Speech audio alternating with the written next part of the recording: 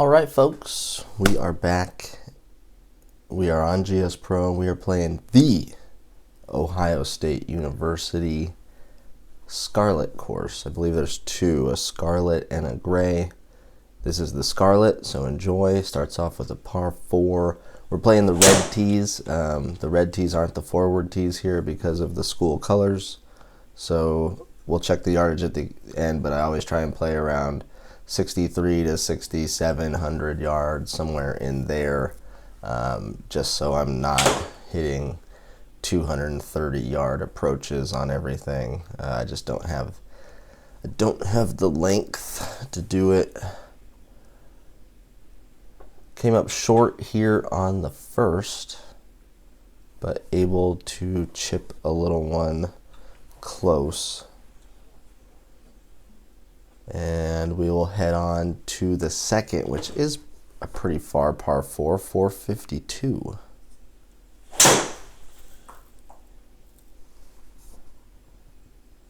Just left the face open a little bit, and it is in the rough, 206 remaining, pin in just ridiculous position.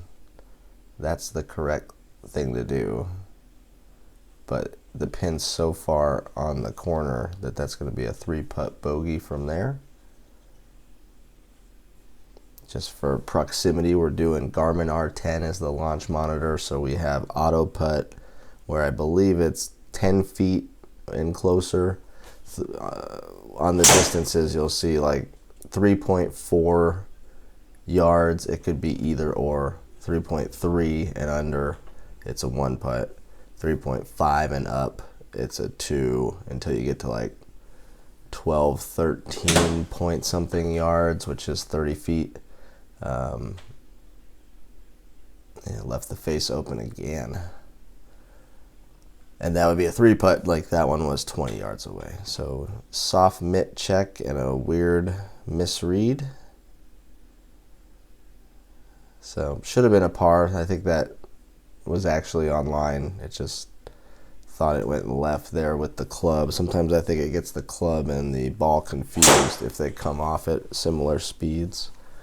I think all radar units have that capability, unless it's TrackMan or something. All right, it's a par 5 and we're going for it. 3-wood in hand. Been hitting this club pretty good lately. Not there though. Came up really short. Tough bunker shot now. Now I wish I would have went left. Left myself some room. I think that's short too. So now we're chipping for par. And that came off right. I got lucky though. Bounced out of the rough.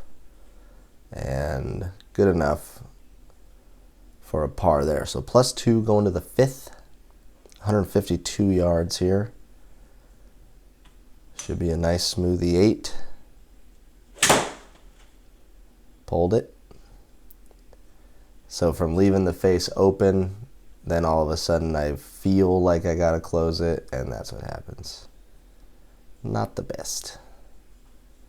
Really cool view there of the pond that kind of divides this front 9. The 6th is a par 5 coming back as well, and a good drive finally.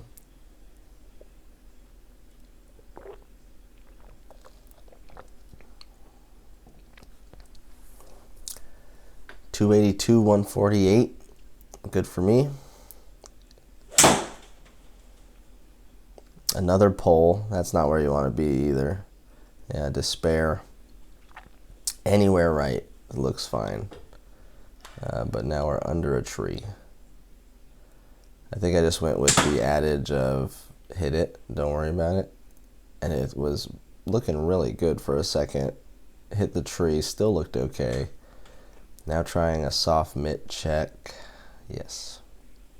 I stole that from DOD King, by the way. I just liked it. You get a little tight nipper, soft mitt check. Saying it actually reminds me to just really keep my hands soft and bottom the club out where I want. Didn't catch that one, but it's going to be fine. Shorter par 4 at 380 here on the 7th. 134 in.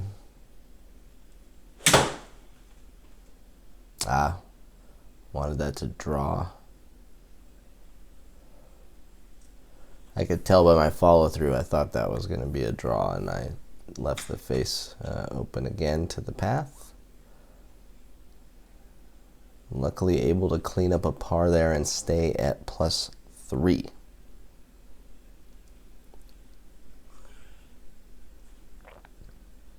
$184 here on the par 3 8. Should be a 5-iron. Need a huge bounce. This might be a 3-putt. Yep. Couple that have been on the greens, but just not close enough. And that's something, if the Gspro developers watch my channel, I say it all the time. Just like they have average and max ball speed for drives that end in the fairway, I want proximity to the hole, average, and best for everything that's a green in regulation. I think that should be a stat as well. I would be very interested, like this round so far, all the greens I've hit, we've been like 20 yards away. So my average is going to be really high, right? And then if you stick one really close, you know, you get that best mark. And I would like to keep track of those averages and really try and get that down. I think that's certainly in simulator golf, you got to be able to stick it close to the hole when you're hitting off a turf mat with no issues whatsoever. So we ended the front 9 at +5, unfortunately. Gonna have to have a little bit of a comeback here on the back. The course isn't like super easy. These Saturday pins are outrageous. These huge greens, and they're tucking them in the back corners everywhere. Finally a good shot there to birdie. You see a school bus in the background. That's a good touch. Really cool hole here with the water in front, the lake left. 407, dogleg left. Hit another pretty good drive. Might run out of room. It does. And then again, the pin location. Huge green. It's way tucked right. I was trying to hit something that turned, but it didn't work. Now 38 back the other way. I'm not sure what that was. Gave that birdie right back immediately.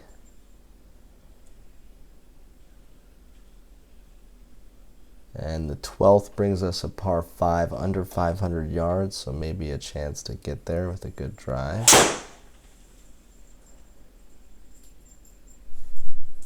I like the effort there on the par 5. Ball speed up, launched it high, got it to 278. We got 220 back in, over water. Really can't chunk this one. I can hit it perfect though. Sit. Oh, lands hole high. We get a easy 2-putt birdie there. And we're off to 13. Another par 3, another pretty long one, 182. Down the hill, pin again. Tucked in there. If that had any draw spin, it had a chance, but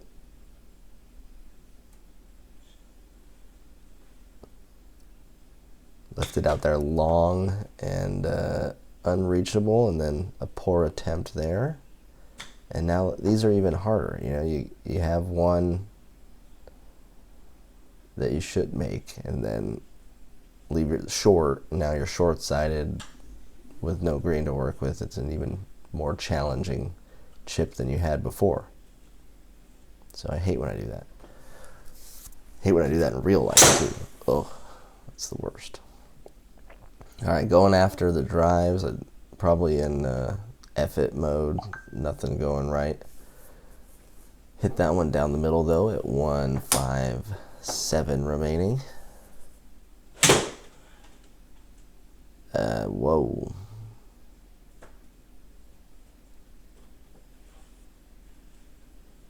$1,700 side spin to the right. Must have really caught that one.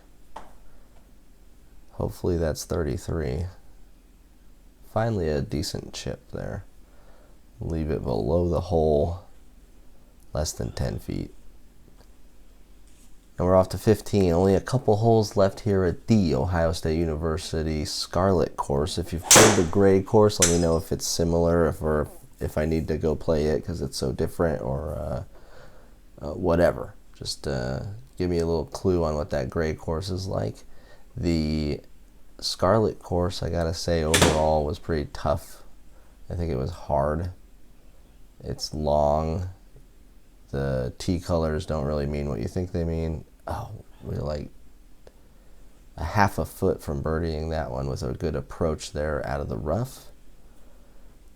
The course is interesting. It's got some water. It's got some dog legs. It's got some long holes. All the par threes have been pretty hard.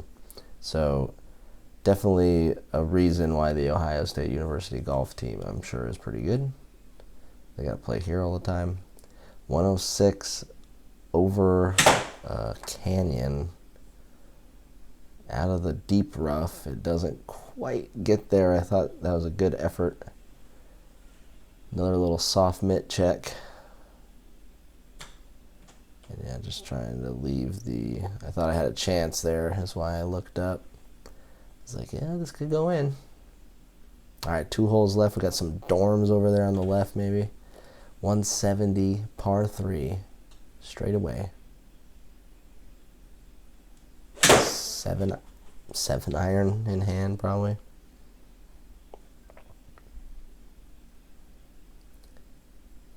Safe shot. Just a couple of yards short and a couple of yards left, and we'll head to 18, the final hole of the day here at the Ohio State University. If you are new to the channel, hit the like and subscribe button. I'm showcasing Gspro courses mostly every every day if I can. I take requests, courses you want to see. A couple matches are in the works. A couple club repair videos I'm going to do as I modify and switch shafts in some of my clubs. That one not making a birdie, but either way, lots of content coming if you're interested.